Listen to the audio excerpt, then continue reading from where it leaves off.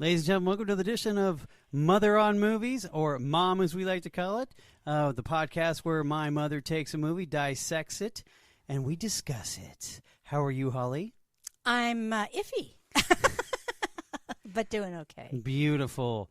Alrighty, before we get into our movie of today, we want to say thank you for all you guys out there who are listening to us. We are skyrocketing, as we could say. Ooh. We are getting popular really quickly. Yes. Well, we have a popular subject that we're talking about. Yes, we do, and most people love movies, don't you think? Yes, I would say so, but I'm pleasantly surprised and very shocked. We just threw this out. Hey, let's just do something on this. Next thing you know, it's more successful than the other podcasts we've been doing for a year and a half, almost 2 years. Oh, and by the way, just in case you are interested in that, yes, what is that podcast? It is Colts Coffee and Conversation. What is that again? Colts Coffee and Conversation. Okay, and what's that about? About Colts, coffee, and we have conversations about the Colts. Yeah, mostly about the Colts. Yes, there is right? a nice library. Please feel free to take a look, take a listen. Some of it's pretty good, some of it's a little dark. So we understand that sometimes the subject is that we discuss is a little sensitive, a little dark, but hey, it's still a good story, right, Holly? I believe so. Yes, it is. So back to Mother on Movies. Okay, how can they get in touch with us? I was just going to get to that point. Thank you, Holly. You can get us on Twitter at Mother_Movies. That is at Mother_Movies on Twitter. And then we have our email address at motheronmovies@yahoo.com. Woohoo! All right. Okay, so we keeping it simple. Keeping it simple, that's right. But today we're going to talk about a movie, an epic movie that I thoroughly still enjoy, and I know you still enjoy. Yeah, it's epic in our opinion, not really epic as far as the Hollywood It's a very opinion. cult classic. Yes. Extremely cult classic, and let me tell you something. Some of you girls are dressing like this now. It ain't new, sweetheart. This lady, she hit a home run with it. And do you want to share the title of them, or do you want me to do it? Oh, you can do it. Okay, we are talking about Desperately Seeking Susan. That's right, a big, nice, wonderful, fun. How would you kind of put it in? As a mystery, murder-ish kind of movie? Well, I had murder in it, It and does there have was murder. a mystery. There was a mystery in it, a sweet jacket of some lovely earrings, a few other things. By the way, still fashionable to this day. Oh, yeah, we do talk about that. I have my book of notes. Okay. That is a staple in our podcast of Mother on Movies, because she's dissecting them piece by piece. It's not like we're just gonna just have a little chat about them. No, we're breaking it down. We're breaking it down to the bare bones, and we love it. Yes, for the most part. Sometimes there's a movie that Mom just really doesn't want to watch, but she does it anyway. She cringes, but deep down inside, she did enjoy it. Well, we didn't have anything except Total Recall. That was my memory of a lifetime. Yes, okay, so far. Are we ready yes, to get going on this? Let's do this. Desperately Seeking Susan. Mother, go. This was came out in 1985. And the premise of the movie is a bored suburban housewife seeking escape from her life suffers amnesia after an accident, wakes up and is mistaken for a free-spirited New York City drifter named Susan. Now, here's the cast, and these are the ones that I know and enjoy. I'm not going to go through the full cast. No, let's not do that. So Rosanna Arquette is the lead. She's Roberta Glass. Yes. Madonna is Susan. Yes. She was unknown at this point in the movies. She was a recording artist. Yes. Aidan Quinn, who is Dez. Yes. And we already talked about him on Legends of the Fall. Yes, we did. Now, he looks so good in this movie, too. Oh, yeah. Mark Blum is Gary Glass, who is Roberta's husband. Yes. And he's also played on some other movies. Lauri Metcalf is Leslie Glass, and she's hilarious. I mean, she should have gotten a supporting actress award of some sort, because she's funny the way she talks. But I want to talk about, I just found out that Mark Blum, the Gary Glass character, he recently passed away. Mm-hmm. And it was of the COVID, which it was so sad. But anyway, now the box office information, just a little thing. The budget was $4.5 million. That's it? Oh, yeah, but cumulative worldwide gross. Yeah, this is a global movie. Yeah, it was 27,398,584. No, I'm sorry. It's still making money now. I don't care what anybody says. Maybe. This movie is good. Well, maybe and it's got a cult classic too. Well, I actually don't stream it, so I bought the DVD. So they've made their money on me. Yes, they did. I've bought the movie at least twice. Now, the awards. Yes. Now, they were a nominee for the Golden Globes in the United States in 1986. Golden Globe Best Performance by an Actress in a Motion Picture, Comedy or Musical, which was Rosanna Arquette. Okay. The BAFTA, which is the British Awards, in 1996, they were the winner of the BAFTA Film Award Best Actress in a Supporting Role was Rosanna Arquette. Oh. Now, the controversy about that was she wasn't a supporting actress. She was actually the lead. Yeah, I thought Madonna was a supporting one. She was. Oh, but they just said, no, Madonna's bigger, so we're just going to that's what do happened. That. Ah, okay. So there you go. So, hey, you got an award. Who cares, right? Now, this film captures the feel of the underground bohemian new wave scene of the early to mid 1980s in New York City, a scene that helped Madonna get her big break in the music business. Madonna recorded a song for the movie titled Desperately Seeking Susan. It ended up not being used in the film, and a demo she just finished at the time called Into the Groove was used instead. The demo version can only be heard in the movie.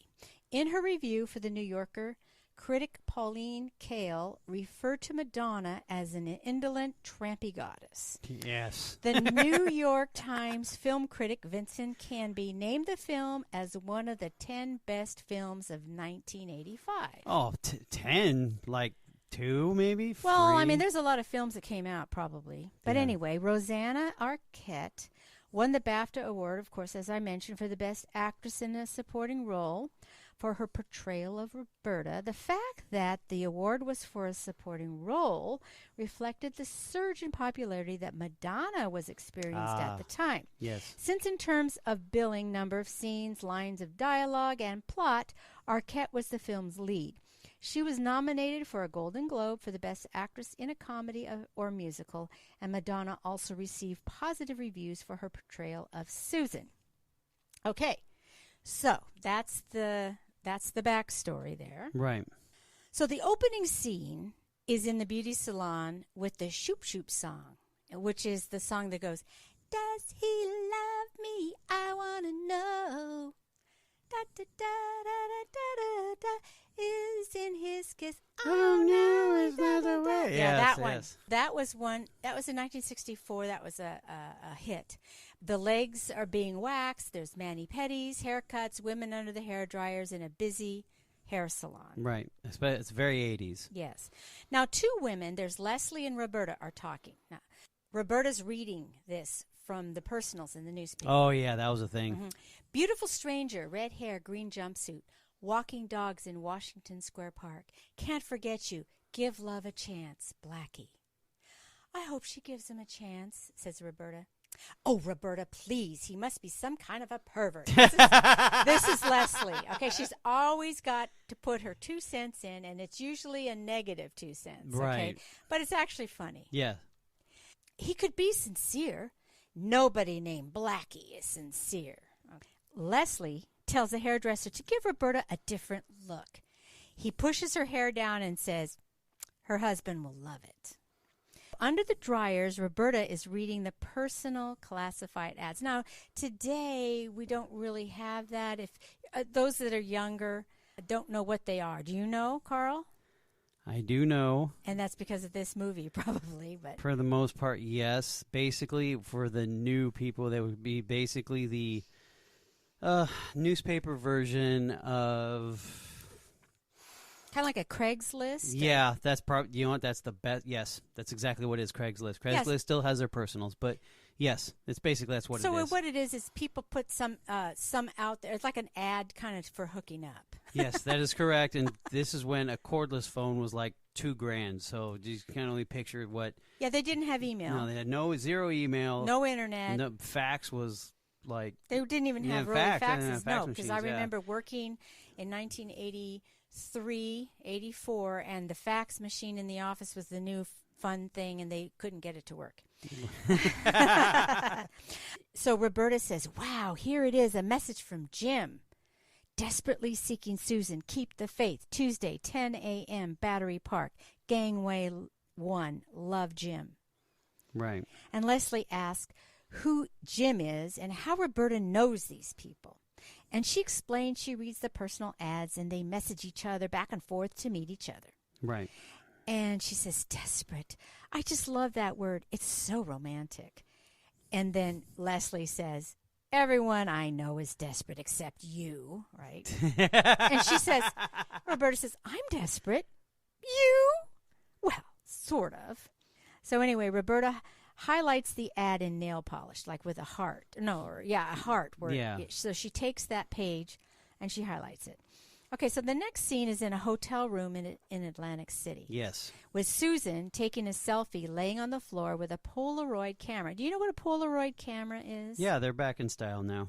It's basically an instant picture, but it's like I think it's like, what, 6 inch by 6 inch Well, square. in those days, it was a little bit bigger. Yeah. Okay, so she has like this camera. A lot of the things we're going to talk about, I'm going to bring out as old technology. Yes. Okay. But then it was like, wow. It was cool. It was really cool. She takes her selfie lying on the floor with a Polaroid camera. And there are playing cards scattered in the room service trays with empty plates scattered on the floor. And Susan, chewing gum, takes the picture of herself and puts it in the jacket that she's wearing. Yes. Now, the jacket... It's a character in the movie. Yes.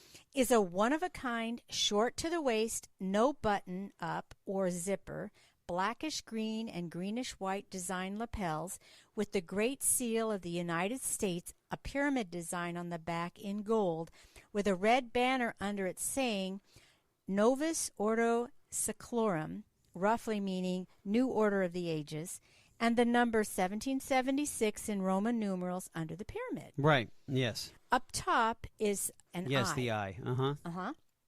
So she takes a photo of the man asleep in the bed. Room service comes with food and a newspaper. Susan gives the room service guy a big tip, and as he closes the door, we see the number on the room, 1313. Right. Susan is looking through the personal ads and finds Jimmy and says, it's about time. The ad says, desperately seeking Susan, keep the faith, Tuesday, 10 a.m., Gangway 1, love Jim. So that's the same exact personal that Roberta saw. Yes. Okay. So Susan proceeds to pack up, gathering up things, going through the man's wallet, taking out money. Of course. Finding what looks like large earrings out of his coat pocket. Those are so dope. She takes the silverware and puts all of the stuff in a round suitcase with skulls on it. Do you remember that suitcase? Yes, I do. And now, real quick, I'm going to stop you on this one. Everyone's like, why would she take the silverware? Because back in the 80s, early 80s specifically, silverware was silver. Yeah. It was not just what it is today. No, that was legit nothing but silver. So you'd melt it down and you could pawn it. And yeah, you could just take it to a pawn shop. Take it to a pawn shop and they'll pay you the weight of the silver. Go ahead. She has lace gloves on and lots of leathered studded bracelets. Her hair's pulled up and she has a leather hat with a stud hat band and a large square sunglasses on. She has long necklaces on, beaded on, looks like a rosary.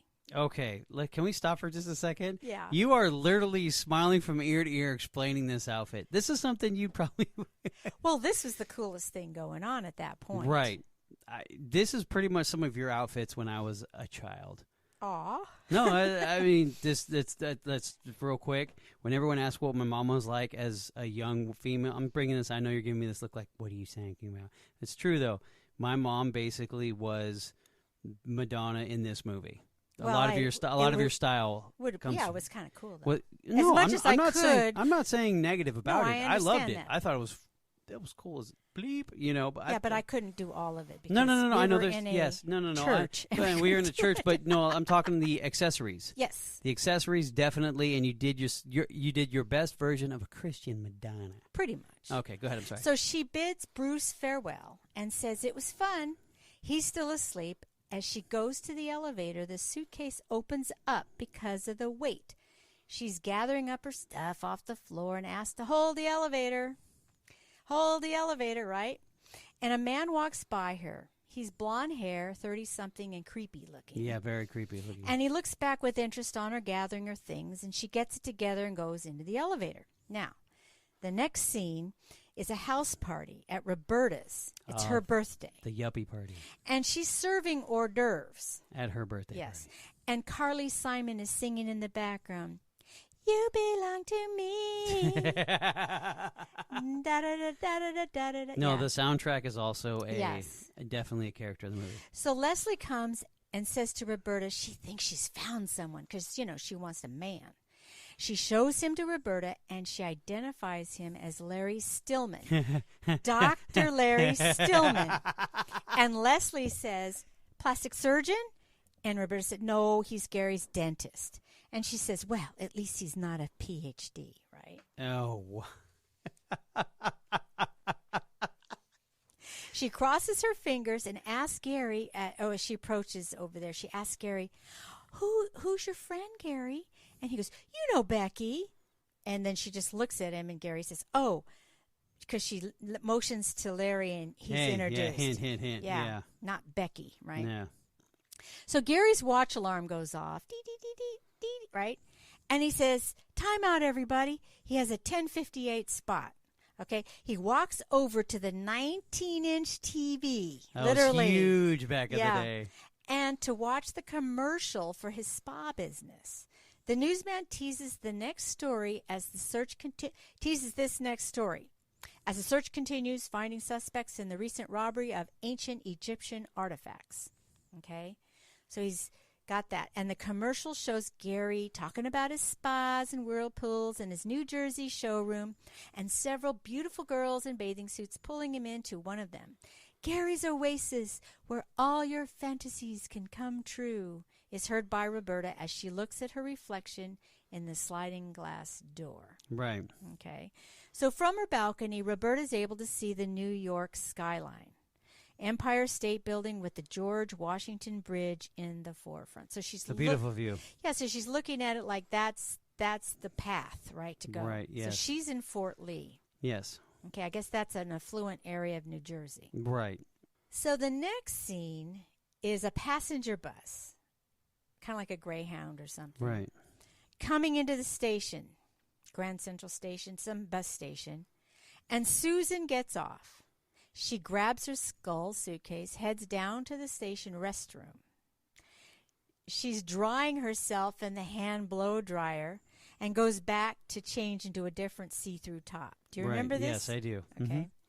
She gets the large earrings out, and we see a postcard with the Magic Club written over a picture of the front of the club. Right.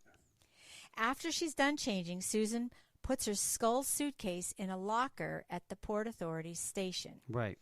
Instead of putting money in, she's able to jimmy the key out of the lock. Yes. She puts the key in the inside pocket of her jacket. Right. Okay. So the next scene, Roberta is in the kitchen after the party watching an old movie. And Gary comes in and says she can watch it with the headphones on in the bedroom. And Roberta asks Gary if he remembers his dreams. He's never really thought about it. Gary says he wants her to pick up a car stereo for him the next day and to be sure to tell the guy she's his wife because he got a good deal since they put a sauna in the owner's house. Now, there's a princess phone on the kitchen table, by the way. Do you know what that looks like? No. I forgot. What? A princess phone is like an oval kind of shaped. It has the dial. Well, actually, it might have had push buttons, but I don't know. But it's like, well, anyway, you'll have to look it up. Google it, people. No, I just remembered what it looks like. Go ahead. Okay. Oh, you said it was oval phone. I went, got it. Yes, I get it. It does have a dial, as a rotary dial. He pats her on the head and tells her not to eat up all the cake and turns out the light. Roberta picks up the newspaper and looks at the personal ads. Ah, her getaway. Now, the next scene is the Magic Club in New York. Okay. Do you remember this? Do, do, do, do, do, do, do. You know that weird? Yes. Okay. Well, the front is all shiny metal, and the neon lights are partially out. It is. Okay, can we talk about the street? Like just... Yeah, we will. Okay, go ahead. Okay. All right, I'm not going to jump forward. Susan walks in, and we see a red high-heel pumps with black textured stockings. The camera pans up to a woman in a red, black, and white cigarette girl costume. Yes. More like a marching band jacket and a bellboy hat. Yes. Okay. Mm-hmm.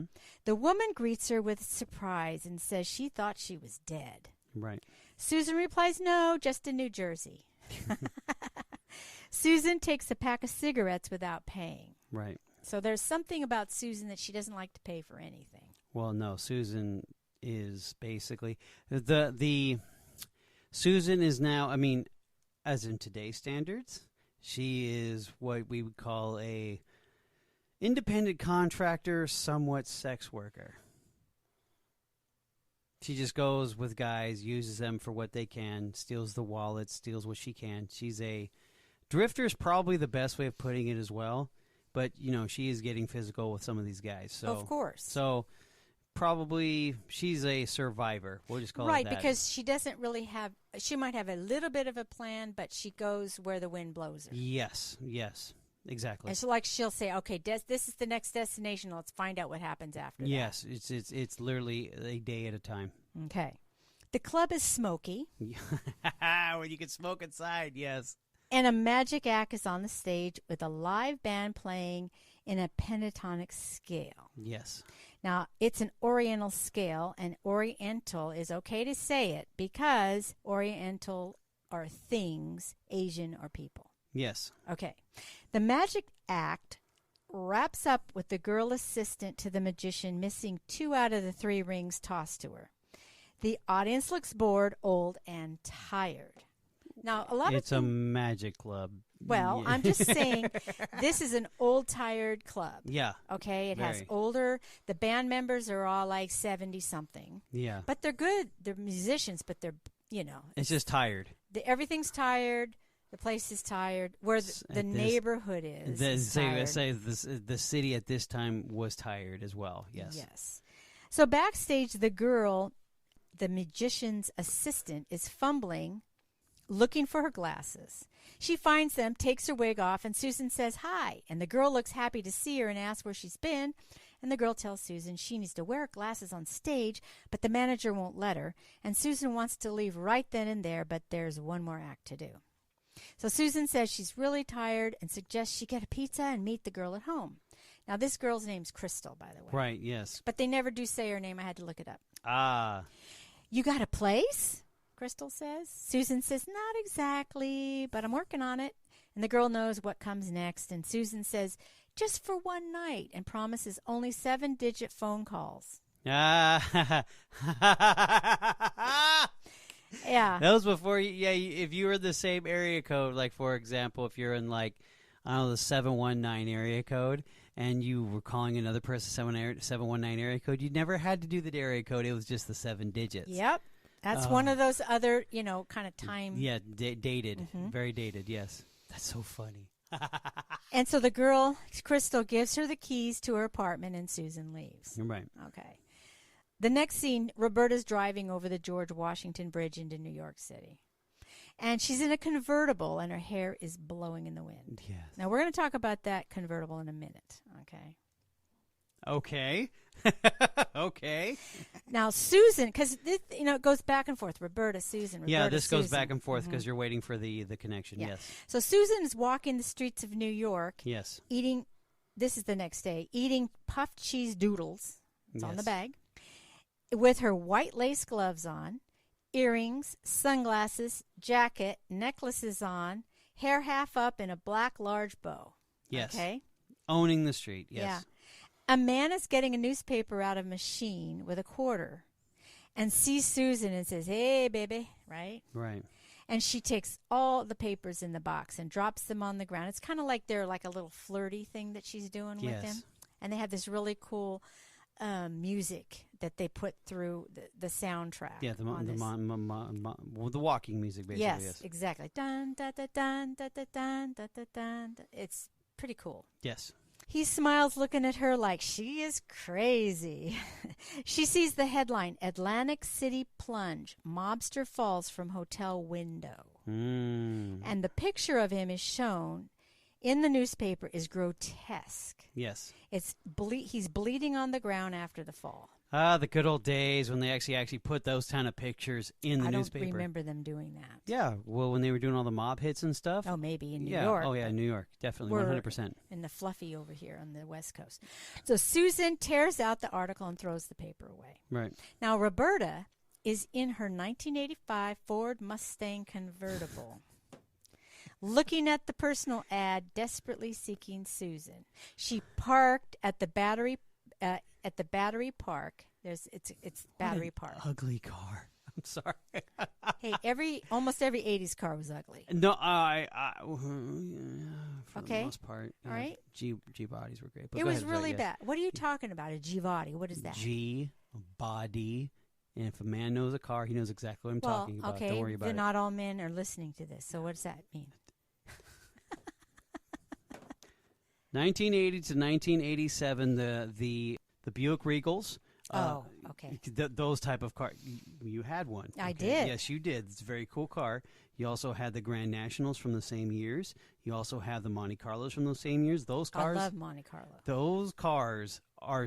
I still want one. Okay, so I just didn't know. No, it's fine. I'm sorry. So went on back on to Susan and her 1985 convertible. No, it wasn't Susan. It's Roberta. Roberta in her 1985 red convertible. Pulling up, parking at Battery Park. She parked at Battery Park and is looking for Jimmy and Susan. She looks like a normal upper-middle-class housewife of the 1980s. Conservative. She passes a few street musicians and passes Jim sitting on a park bench, but doesn't know he's Jim, right? Right.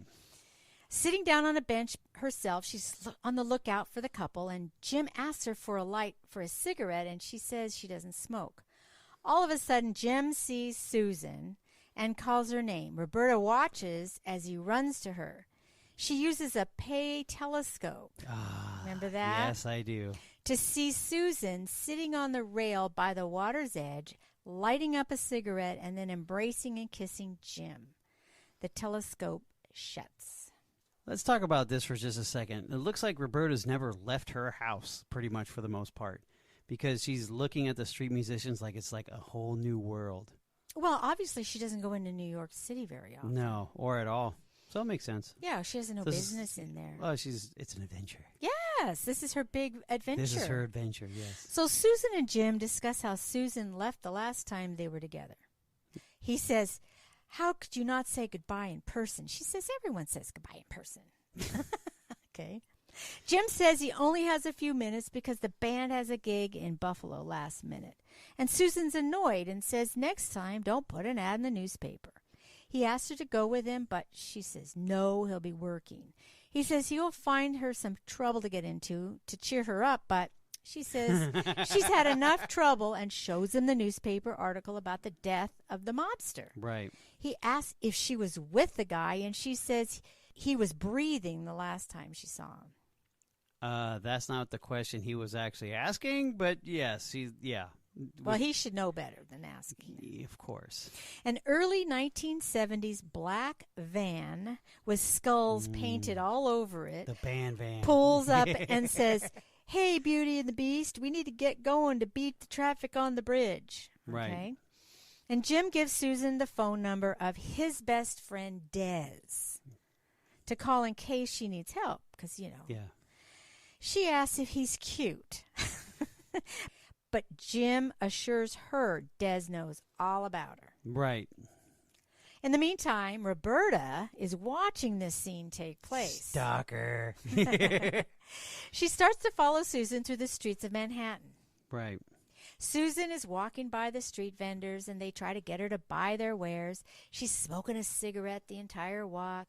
Roberta going up to the same vendors, trying on the same items, Oh, it sounds so stalkery now that you explain it this way. She starts losing track of Susan. Yes. So she runs away with the merchandise and ends up knocking down the vendor's cart. After running down the street, she catches up to Susan, who is looking at a clothes rack on an outside consignment clothing shop. Right. She sees a pair of black sequin boots in the store window. Oh, yes, the boots. Music in the background is, "What you?" Yes. "Baby, I got it." And the guy behind the counter's got oh man, he looks like a mullet. He's got a mullet. Yeah, big puffy one. He looks like the lead singer from the guy who does that song "Feel the Heat" from Cobra. Okay. Yeah, he looks like a rocker. Yes. Okay. Yes. And so Susan goes into the store, tries on the boots, while Roberta is watching her, okay? She's pacing back and forth in the store and appears she's just about to walk out the store without paying for them when the shop clerk says, "Do me a favor, baby, stay on the carpet." Right? Yeah, good one keeps the shoes fresh. Yes. Yeah, well, he knows that drill. Yeah. So Susan does not want to pay $65 for the boots, and that's a lot of money. That's a lot of money back now. in those days. And this is a hand-me-down. This is not like brand new stuff. No, but they're cool. Yeah, they are cool, but $65. The store clerk says he'll swap the jacket for the boots. Yes. So Susan says it was Jimi Hendrix's jacket, and he would want her to swap the jacket for the boots. Yeah. Roberta is fumbling with putting back an item of clothing back on the rack because she went in. Yeah, she's still spying stalking her. And she doesn't see Susan leave the store. She runs out but does not see her.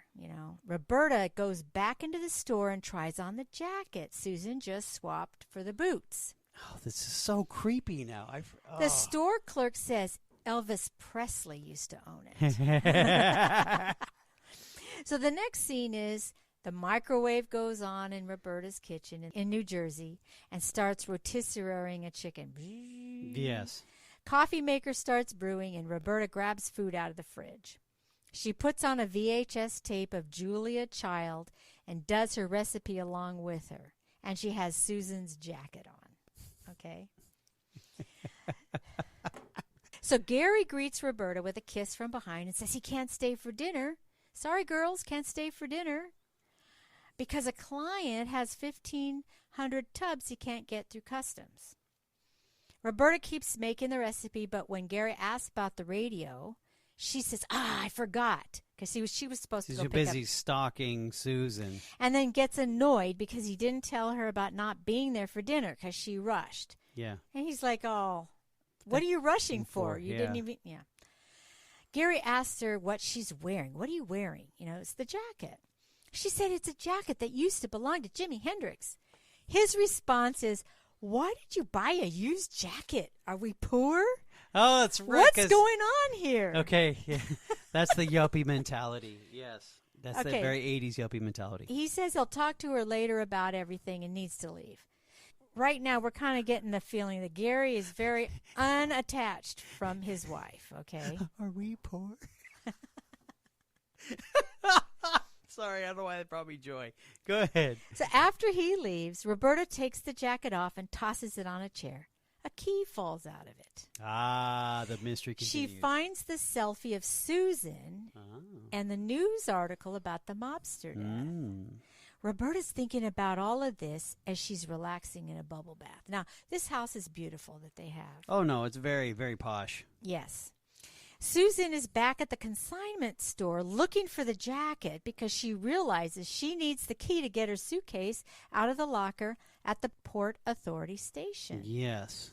She leaves her name and a contact number with the store clerk in case the person who bought it contacts him about it. Right. So Roberta drafts a personal ad to meet Susan Thursday, 4 p.m. at Battery Park regarding key. She signs it, "A stranger." Ah. Okay, so she knew exactly how to get her. Yeah, and it was kind of exciting because now she can interact, like technically. Yeah. Can we stop for just a second? Okay. The more you go into this, Roberta's creepy as all get out. I mean, this is obsessive. She's desperate. Desperately seeking Susan. She's desperately seeking Susan. It's not Jim. No. That's desperate. He's kind of desperate, but she's desperately seeking Susan. But don't you think it's a little... No, because her her. I'm talking because she's not an evil person. She's not trying to harm. Stalkers are trying to harm. Okay. Okay, that's my thinking. Okay, it's just now we're talking like she buys the jacket just because she wants to be Susan. Yes, because Susan's cool. Susan's free. Susan is confident. She has no confidence. Roberta has no confidence. Okay. She's not even her husband doesn't even look at her. Yeah, because see, when you get older, you start looking at this stuff, and it's like, what the heck is she doing? But if you think about it, her husband didn't even notice her. And he's just like could care less about because he's more about the materialistic lifestyle and his making own money selfishness. And selfishness. Yes, okay. So Susan sees it the next day and says, "Good going, stranger." So Jim sees it the next day up in Buffalo, okay, and says, "What stranger?" And of course he's putting together that might be somebody with a mobster. Oh, that's right. And that's right. putting her in danger. So he goes to make a call from Buffalo. So he has to go to a payphone. What are those, right?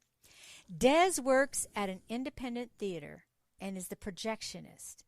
He receives a call from Jim, smoking a cigarette, right?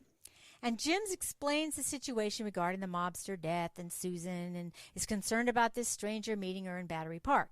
So Des says Victoria, his girlfriend, split on him last night and he's in a bad mood and not up to playing a hero. Jim says it will take only about a half an hour. Meanwhile, the film projector stopped and Des is struggling to fix it with impatient customers yelling at him. Right. Jim convinces Des to pick her up and gives her description.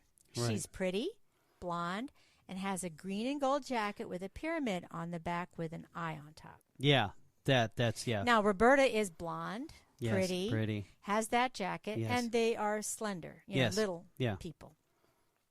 Roberta's at home looking in the mirror with Susan's jacket on and her hair curled similar to Susan's. But the funniest thing is the rest of her clothes are dorky looking. No, very yuppie.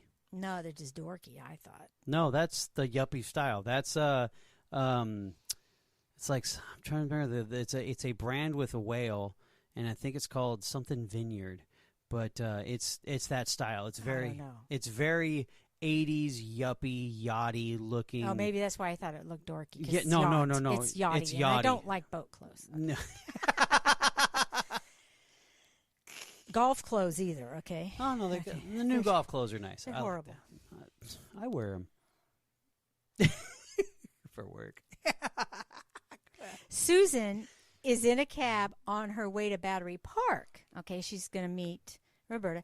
And the cabbie is going on about how there's sushi restaurants instead of Italian or Chinese restaurants. He's a typical New York old-time cabbie, kind of like a American guy, right? Yeah. Susan is putting on red lipstick using a compact mirror. Right. And Roberta's at Battery Park waiting by the rail for Susan. The strange blonde-haired man that walked by Susan at the Atlantic City Hotel is peeking from behind a newspaper with a Polaroid picture of Susan's back with her jacket on. Right. He's looking at Roberta, possibly thinking she's Susan. Right. Susan rolls up in the cab. He says the fare is $9.20. It's a lot. She gives him some money, says keep the change, but it is short. And he yells after her, but she keeps going. And the blonde man approaches Roberta and says, he's seen you before. I've seen you before. She says, no, you haven't. And she starts walking away from him, and he's following her.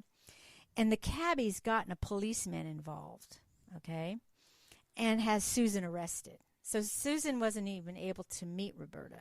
Right. She tells him she's trying to meet someone with her stuff and will get the money for the cab fare. But she's put into the police car. Right. So Roberta has the blonde man following her and trying to engage her in conversation and to go somewhere to talk.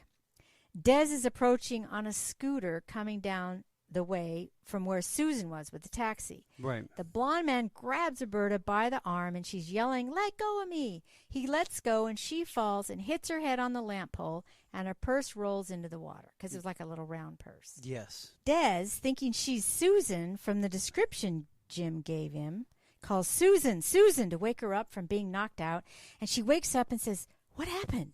And Des asks her if she's all right, and she replies her head hurts. He introduces himself and says he's a friend of Jim's and asks who was the guy hassling her. She doesn't remember him or anything for that matter, and Des takes her over to a bench and realizes she doesn't remember anything. Right. That's where she gets the amnesia. Yes, because she knocked her head on there. Right. He tells her to check her pockets. She has no purse. They find Dez's phone number on a piece of paper and a key. Yes. The locker key where the skull suitcase is. Now, I have one thing to say. Yes. In a normal nowadays, this is a movie, I understand. It's the 80s. But there would be an ambulance or a medic or something would have come to check her out. If she would have banged her head on the ground in the park. In the 80s? No, I mean nowadays at least. No, 100%. No one would even help her. It'd be like, don't touch her, because we're afraid to get sued. They would call 911. They'd get somebody out there to check her out. And she might have gone to the emergency room. Yes, that is correct. Or they would have at least checked her out and released her there. Right. But anyway, like I said. No, in the 80s, probably not. This is New York City. It's Battery Park. Okay. It's 85. No, they're busy with other stuff. Roberta says, it's like a deja vu. And Des looks at the key and recognizes it as a Port Authority locker key. Right. He's going to take her there and see if whatever's in the locker helps her to remember. Right. As they walk over to the Dragon Noodle takeout delivery scooter with a basket and duct tape seat, Des is suspicious she's jerking him around with some kind of game. He asks her about that. She looks puzzled and says she's not jerking him around and she doesn't even know him. She puts on the helmet and they take off. And in the background, the blonde-haired man is watching them leave. Right, yeah. Okay.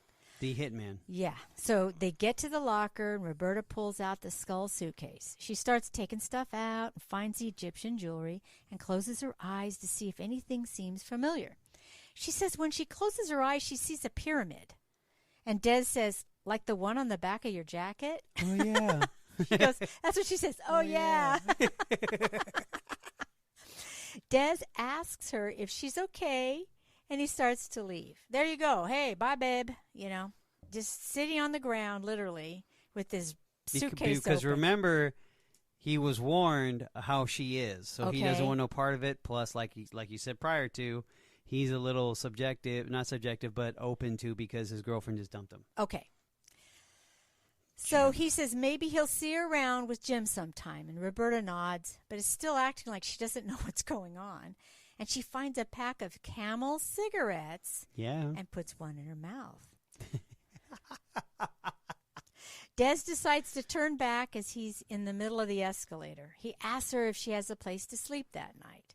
She shakes her head no, and he says she can sleep at his apartment for one night on the couch, no drama, and he doesn't want anything missing from his place. They pack up the suitcase. Roberta lights the cigarette and starts choking because she never did smoke. Right. Des says, maybe you should quit. Yeah, maybe I should. I know, that's what she says. Next scene is Susan is in jail with a cigarette in her mouth, getting a light from a woman deputy. Yes. Susan blows smoke in her face and says thanks. Can you believe that?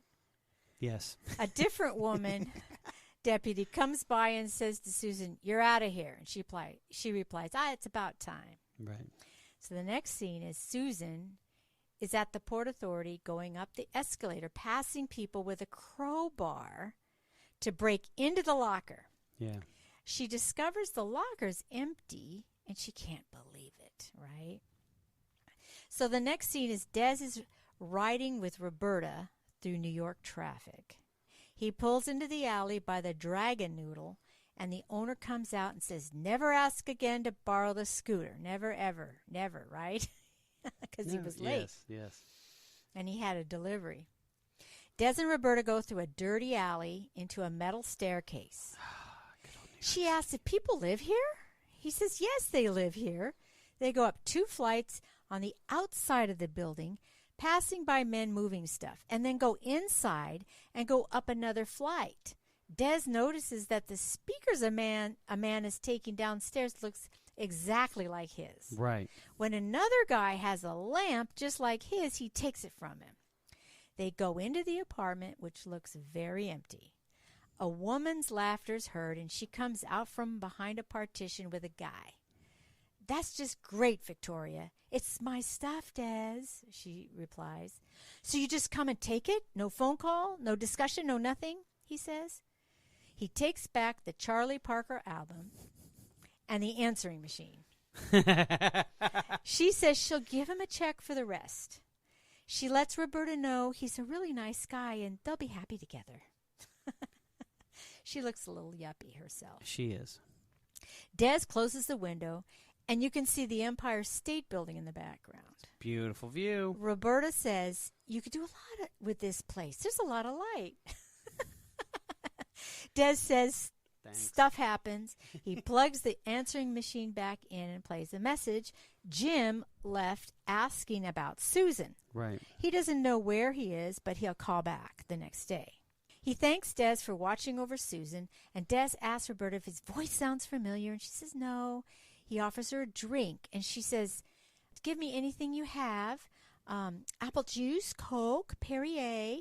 And he says, "Miller or Heineken?" Yeah. And she goes, "Either." He walks into the kitchen. "I don't believe it. She took the refrigerator." Yeah.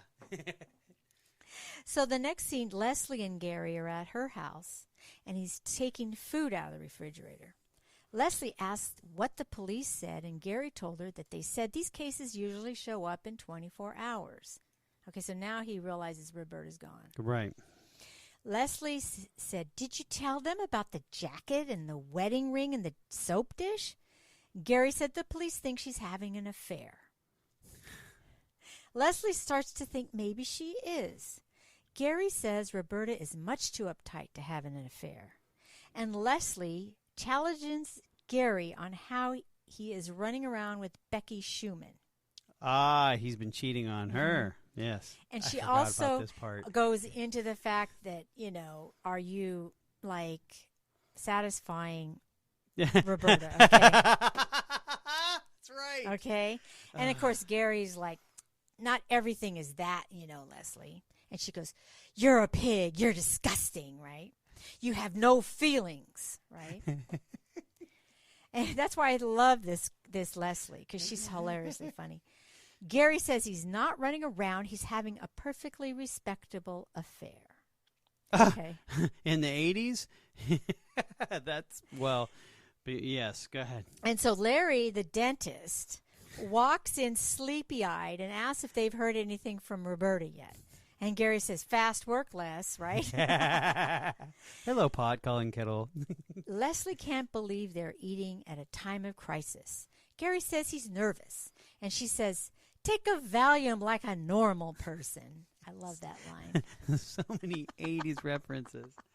Oh, my God. The next scene is Roberta. Respectable. I'm sorry. Yeah. Respectable affair. Roberta and Des are on the rooftop of the building eating Chinese food and drinking. Des is recalling the information Jim told him about the mobster death. She's still not able to recall any of it. Des suggests maybe she killed him or a jilted lover killed him.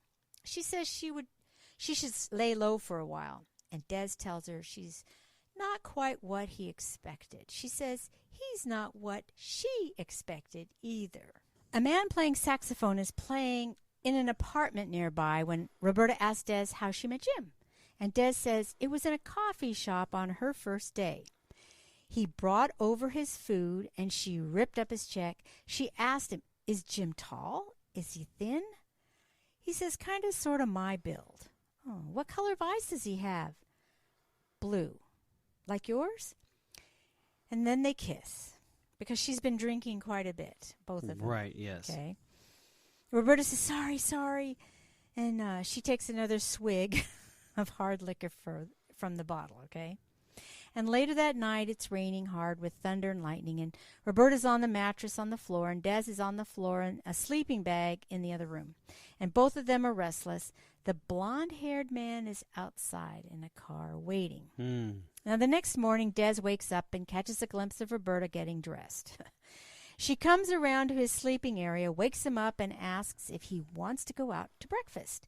He asks if she has on a disguise, because she has this green, sparkly, sleeveless dress on, long necklaces, black thin half gloves, one of the Egyptian earrings, and she says, "You don't like it?" He says it's sort of charming, and she says it's her treat. She holds up a $100 bill, and he asks, "Did you rob a bank?" And she says, "I don't know, maybe." Roberta shows Des a business card from Gunny's coffee shop. She wants to go there because maybe that's where she met Jim and someone may remember her. Right. So the next scene is they're sitting on a traditional-looking coffee shop at the counter. Right. Des asks if anyone looks familiar, and she says, "No, not yet." And she takes a postcard out of the plastic bag she has of the Magic Club. And Des knows it and says, "It's on Broadway." Roberta says she's going to go there in the afternoon to see if she knows anyone there. Right. And then they decide to get blueberry blintzes. Ooh. The blonde-haired man is sitting at the booth nearby, trying to hide his face behind a comic book. It's called E-Man. Comic, I don't know what it is. And orders a coffee and a donut. It's weird. Des asks the waitress to take their order, and she gets upset and says, "You can stay, but she's got to go." "Mick, it's that crazy girl with the jacket." You remember that? Yeah. Mick comes over, grabs Roberta, and says if she wants a free meal to go somewhere else. And he starts shoving her out of the shop, and two police officers who were also at the counter follow them out as Des is thrown to the sidewalk. Des says rule number 1 was no drama. Let's get out of here. Roberta continually apologizes, and the blonde man picks up the postcard Roberta dropped on the way out for the Magic Club. So then Des and Roberta get into a cab. So that's the first half of this movie that shouldn't be taking this long. But we're already at, coming up on 55 minutes. Yes, so we're going to just go ahead and cut it short for now. But the passion behind the love of this movie shows very much so in your voice when explaining all this stuff. I hope so. Yes, you're telling a very good story, and we do appreciate it. All right, guys. Well, thank you for supporting Mother on Movies. Like I said, reach out to us at Twitter at mother_movies, and also at our email address at motheronmovies@yahoo.com. And on that note, good night, Holly. Good night, Carl. And part 2's coming up soon.